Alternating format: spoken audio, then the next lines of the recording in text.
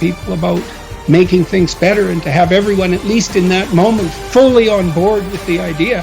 You couldn't ask for anything better than that. It was great. And to have the support I've had from people, it just stuns me. I think it's actually traumatic to have that much support. That's interesting. Why traumatic? It's not easy to know what to do with. The cheers of 1 million people. It's overwhelming. It's dangerous. Dangerous because it can seep into your identity, or? This is probably not directly relevant, but I don't know. I've thought a lot about Hitler. Was it his arrogance or his humility that led him to be the savior, so-called, of Germany? He had millions of people cheering for him. How could you not think you were right? How could you possibly think you weren't right? And so there's danger in that. I don't think I've unfairly benefited from it. Money, success, fame, all that stuff is irrelevant. What matters is how you think about yourself when you're by yourself.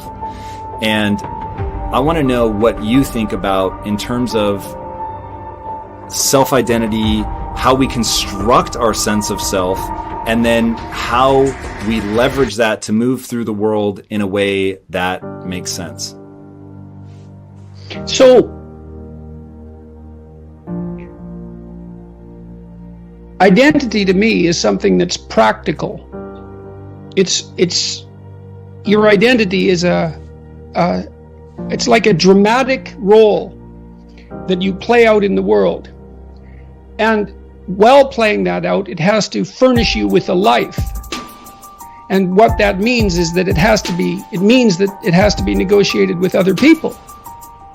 And when you're a very young child and you first start to play with who you are, you live in a fantasy world. And according to some developmental psychologists, at least, particularly this is grounded in the theories of Piaget, that very young children, 2 or 3, are quite egocentric in their play.